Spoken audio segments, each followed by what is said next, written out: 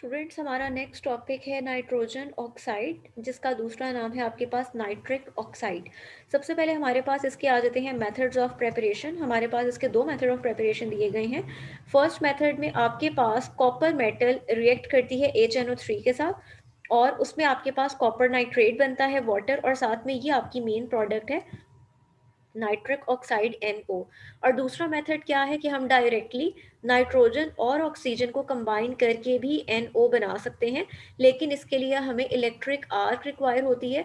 Electric arc यानी हम high temperature produce करते हैं with the help of electricity. तो ये हमारे पास इसके दो मेथड्स ऑफ प्रेपरेशन हैं। अब हम देखते हैं इसकी प्रॉपर्टीज़। पहले हमारे पास इसकी फिजिकल प्रॉपर्टीज़ दी गई हैं और उसके बाद केमिकल प्रॉपर्टीज़ दी गई हैं। फिजिकल प्रॉपर्टीज़ में आपके पास तीन इंपॉर्टेंट पॉइंट्स दिए गए हैं कि ये गैस आपके पास कलरलेस गैस होती है, ये एयर से हैवियर है, यानी अगर आप इसकी डेंसिटी कंपेयर करें तो एयर से हैवी होती है। और थर्ड, इसकी सॉलिबिलिटी बताई गई है कि इसकी सॉलिबिलिटी पानी में स्लाइटली है, it is sparingly soluble in water. अब हमारे पास इसके डिफरेंट रिएक्शंस दिए गए हैं। पहला रिएक्शन आपको दिया गया है विद ऑक्सीजन। जब ये ऑक्सीजन के साथ रिएक्ट करती है तो आपके पास NO2 बनता है। NO2 आपके पास क्या है? Nitrogen dioxide. अभी हम नेक्स्ट टॉपिक में इसको कवर करेंगे। सेकेंड रिएक्शन आपके पास है डीकम्पोजिशन का, कि आपके पास NO, अगर आप इसको टेम्परेचर प्रोवाइड करते हैं 1000 डिग्री सेल्सियस से अबव टेम्परेचर, तो ये आपके पास ब्रेक डाउन होकर नाइट्रोजन बनाता है और ऑक्सीजन बनाता है। ये आपके पास वही रिएक्शन है जो अभी आपने ऊपर इसकी प्रेपरेशन में पढ़ा था, ये उसका ऑपोजिट रिएक्शन है। वहां पर आप इन दोनों को कंबाइन करेंगे तो आपके पास NO बनेगा, और यहाँ पर आप NO की डीकम्पोजिशन की बात कर रहे हैं। और जब ये डीकम्पोज होता है तो आपके पास ऑक्सीजन गैस बनती है which is helpful in combustion. Next हमारे पास आ जाता है इसका रिएक्शन विद हैलोजेंस, कि ये आपके पास, अगर फॉर एग्जांपल अगर आपके पास क्लोराइड मौजूद है तो उसके साथ कंबाइन होकर ये NOCl बनाता है। NaCl को आप कहते हैं नाइट्रोसाइल क्लोराइड। और अगर आपके पास ये क्लोरीन की बजाय ब्रोमीन से रिएक्शन करे तो फिर ये आपके पास बनाता है NOBr, जिसको आप नाम देते हैं नाइट्रोसाइल ब्रोमाइड का। नेक्स्ट हमारे पास जो रिएक्शन दिया गया है which is an important reaction, ये आपके पास दिया गया है रिंग टेस्ट। रिंग टेस्ट आपके पास क्या है कि जब आपके पास NO कंबाइन होता है फेरस सल्फेट के साथ तो ये आपके पास बनाता है एक एडिशन कंपाउंड। एडिशन कंपाउंड क्या है? FeSO4.NO। अब जब आप इस टेस्ट को परफॉर्म करते हैं तो आपके पास टेस्ट ट्यूब में, जो टेस्ट ट्यूब का ये जंक्शन होता है जहाँ तक भी आपने सोल्यूशन डाला है, वहाँ पर एक ब्राउन कलर का रिंग बनता है। उस रिंग की फॉर्मेशन की वजह से हम इस टेस्ट को नाम देते हैं रिंग टेस्ट का। और ये रिंग होता किसका है? FeSO4.NO की वजह से ये रिंग होता है। और ये टेस्ट किस लिए इस्तेमाल किया जाता है?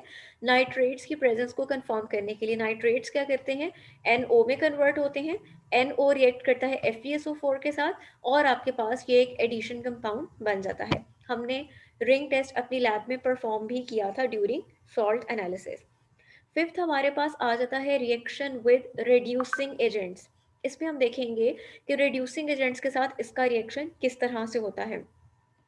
तो हमारे पास एक रिएक्शन दिया गया है इसका H2S के साथ, और दूसरा रिएक्शन दिया गया है H2SO3 के साथ। ये दोनों आपके रिड्यूसिंग एजेंट हैं। ये क्या करते हैं?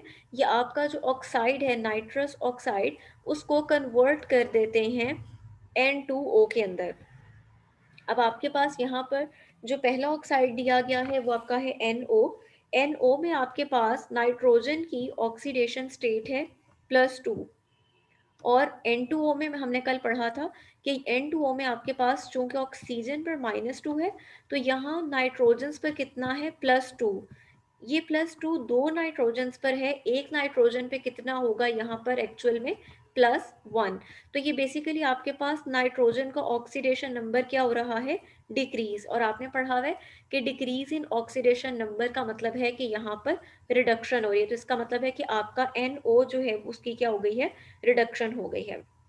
इसी तरह से अगर आप यहाँ पे देखें तो इस वाले रिएक्शन में भी क्या है कि ये जो आपका रिड्यूसिंग एजेंट है उसने NO को क्या कर दिया है?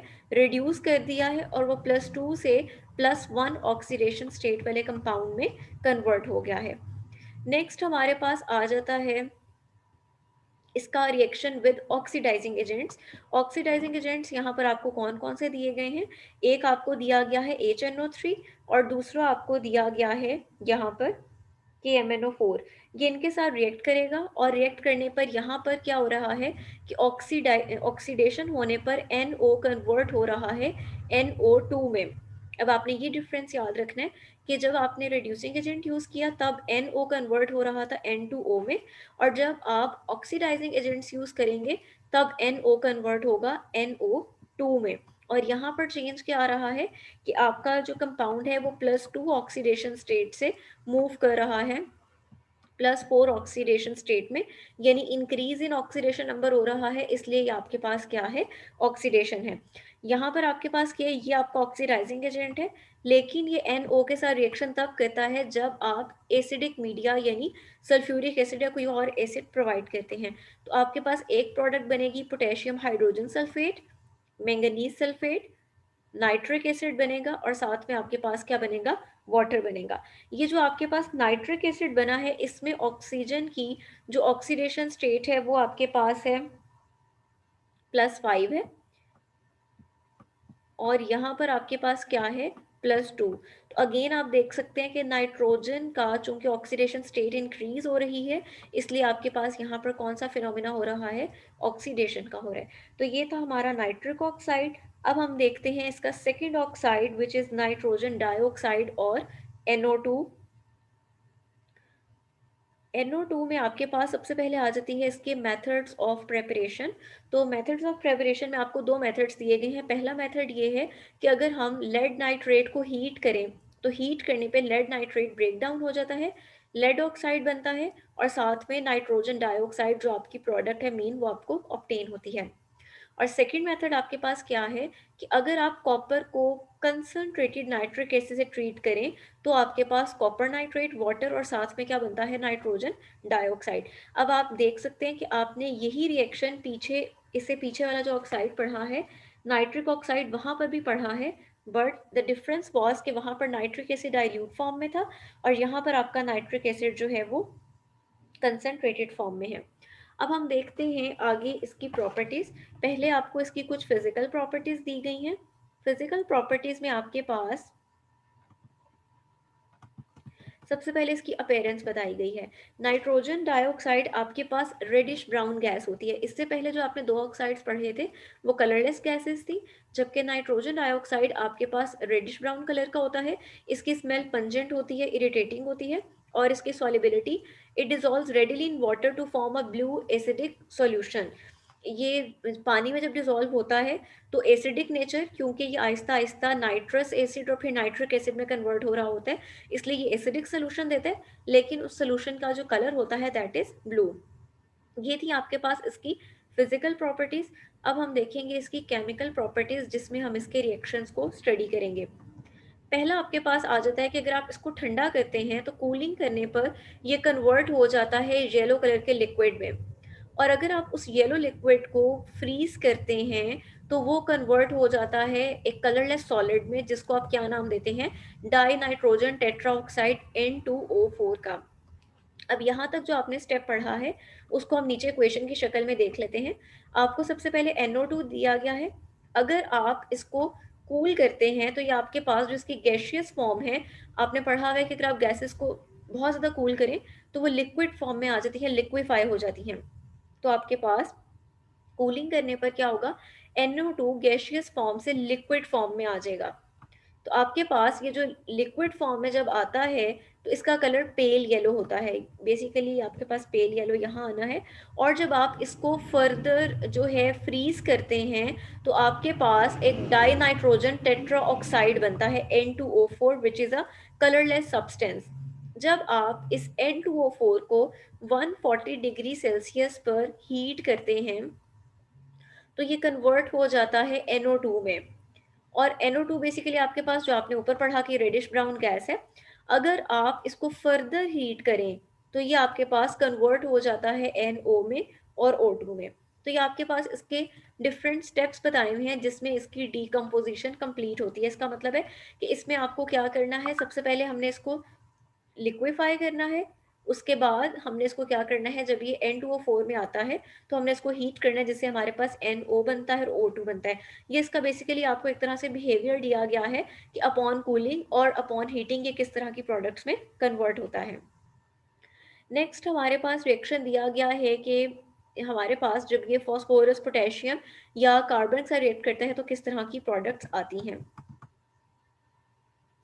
Elements like phosphorus, potassium and carbon continue burning in NO2 as it yields O2 on decomposition। कि आपके पास चूंकि जब अगर आप NO2 को हीट करें तो NO2 हीट करने पर क्या देता है, ऑक्सीजन देता है। ऑक्सीजन की वजह से ये क्या करता है, फॉस्फोरस है, पोटेशियम है या कार्बन, अगर ये सब्सटेंस बर्न कर रहे हैं, जल रहे हैं, तो इनके बर्निंग प्रोसेस को क्या कर देता है, इन्हेंस कर देता है। वजह क्या है, क्योंकि ये क्या कर रहा है, ये ऑक्सीजन दे रहा है। तो आप यहाँ पे देख सकते हैं कि फॉस्फोरस जब रिएक्ट कर रहा है NO2 के साथ तो आपके पास क्या बन रहा है, फॉस्फोरस का ऑक्साइड बन रहा है P2O5। और ये ऑक्सीजन कहाँ से आ रही है, ये आपको NO2 प्रोवाइड करे, क्योंकि जब आप हीट करेंगे तो NO2 पहले आपको क्या देगा, ऑक्सीजन देगा। और वो ऑक्सीजन क्या कर रही है, फॉस्फोरस के साथ कंबाइन होकर P2O5 फॉस्फोरस पेंटा ऑक्साइड बना रही है, और साथ में आपके पास क्या बन रहा है, NO। नेक्स्ट हमारे पास आता है इसका रिएक्शन के अगर आप इसको एब्सेंस ऑफ एयर और प्रेजेंस ऑफ एयर में अगर रेट करते हैं तो आपके पास कौन कौन सी प्रोडक्ट्स आएंगी। अगर आप नाइट्रिक NO2 को रिएक्ट करते हैं वाटर के साथ in the absence of air तो आपके पास बनता है मिक्सचर जिसके अंदर नाइट्रिक एसिड भी होता है और नाइट्रस एसिड भी होता है। लेकिन अगर आप इसी स्टेप में देखें, सेम स्टेप पे NO2 भी एज इट इज, वाटर भी एज इट इज, आपने इसमें क्या ऐड कर दी है, ऑक्सीजन। तब आपके पास क्या होता है, आपकी जो फाइनल प्रोडक्ट आती है दैट इज HNO3। यानी आपको इस सूरत में क्या मिलता है, कंप्लीटली नाइट्रिक एसिड ही ऑब्टेन होता है। नेक्स्ट हमारे पास इसका अगला रिएक्शन दिया गया है फोर्थ, कि अगर आपके पास a mixture of nitrate and nitrite is formed when NO2 is passed through strong alkalis। यानी यहाँ पर आपको इसका रिएक्शन दे रहे हैं अल्कलीज के साथ, और अल्कलीज भी वो जो स्ट्रॉन्ग अल्कलीज हैं। एक आपको सोडियम हाइड्रोक्साइड के साथ दिया गया है और एक आपको पोटेशियम हाइड्रोक्साइड के साथ दिया गया है। इसमें आपको क्या बता रहे हैं कि आप जो भी अल्कली यूज करेंगे उसका या तो नाइट्रेट बनेगा और प्लस क्या बनेगा, नाइट्राइट। यानी मिक्सचर के अंदर आपके पास दोनों चीजें मौजूद होंगी। नाइट्रेट आपके पास क्या होगा, NaNO3, और नाइट्राइट क्या होगा, NaNO2। सिमिलरली अगर आप पोटेशियम यूज कर रहे हैं अल्कली पोटेशियम हाइड्रोक्साइड तो आपके पास पोटेशियम नाइट्रेट KNO3 और पोटेशियम नाइट्राइट KNO2 बनेगा। नेक्स्ट इसका रिएक्शन हमारे पास है ऑक्सीडाइजिंग एजेंट्स के साथ, कि अगर आप स्ट्रॉन्ग ऑक्सीडाइजिंग इसका रिएक्शन बता रहे हैं कि it is a strong oxidising agent, यानी NO2 खुद एक स्ट्रॉन्ग ऑक्सीडाइजिंग एजेंट है और ये हाइड्रोजन सल्फाइड, पोटेशियम आयोडाइड और फेरस सल्फेट को क्या कर देता है, ऑक्सीडाइज कर देता है। हालांकि अगर आप देखें तो ये आपके पास स्ट्रॉन्ग रिड्यूसिंग एजेंट है H2S, लेकिन ये इतना स्ट्रॉन्ग है कि ये रिड्यूसिंग एजेंट्स को भी क्या कर देता है, ऑक्सीडाइज कर देता है। फर्स्ट वाले केस में आपको बता रहे हैं कि जो आपका हाइड्रोजन सल्फाइड है वो ऑक्सीडाइज होकर क्या बना रहा है, सल्फर बना रहा है। तो इसमें आपके पास हाइड्रोजन सल्फाइड में सल्फर की ऑक्सीडेशन स्टेट है -2 और फ्री स्टेट में है S, यानी ऑक्सीडेशन नंबर क्या हो रहा है, इंक्रीज। इसका मतलब है कि ये क्या कर रहा है, इसकी ऑक्सीडेशन कर रहा है। नेक्स्ट में आपके पास क्या हो रहा है कि आपके पास फेरस सल्फेट, सल्फ्यूरिक एसिड और NO2 ये रिएक्ट करने पर क्या बना रहा है, ferric sulphate, water and NO। अब यहाँ पर आप देख सकते हैं कि फेरस सल्फेट में ऑक्सीडेशन स्टेट आयरन की होती है +2 और फेरिक सल्फेट में होती है +3। इसका मतलब है अगेन आयरन की ऑक्सीडेशन स्टेट इंक्रीज हो रही है, इट मीन्स कि यहाँ पर क्या हो रहा है, ऑक्सीडेशन का फिनोमेना हो रहा है। और यहाँ पर अगर आप देखें तो इस स्टेप में क्या है कि पोटेशियम आयोडाइड ऑक्सीडाइज होकर आयोडीन बना रहा है और साथ में आपको ऑब्टेन हो रहा है पोटेशियम नाइट्राइड। तो किस तरह से कंफर्म हो रहा है कि ऑक्सीडेशन हो रही है, यहाँ पर इसका ऑक्सीडेशन नंबर आयोडीन का -1 है और फ्री स्टेट में इसका ऑक्सीडेशन नंबर क्या होता है, 0। इट मीन्स कि यहाँ पर आपके पास क्या है, अगेन -1 से 0 पर आना यानी increase in oxidation number, it means कि यहाँ पर इसकी क्या हो रही है, ऑक्सीडेशन हो रही है। तो ये थी हमारे पास इसके कुछ रिएक्शंस। इसमें आपने मेमोराइज़ करने के लिए ये यूँ ही इनको याद करना है कि हमारे पास कौन-कौन सी प्रोडक्ट्स बन रही हैं, फिर उसके अकॉर्डिंग आपको इक्वेशन जो हैं वो याद रहेंगी। So it was all about today's lecture. Thank you.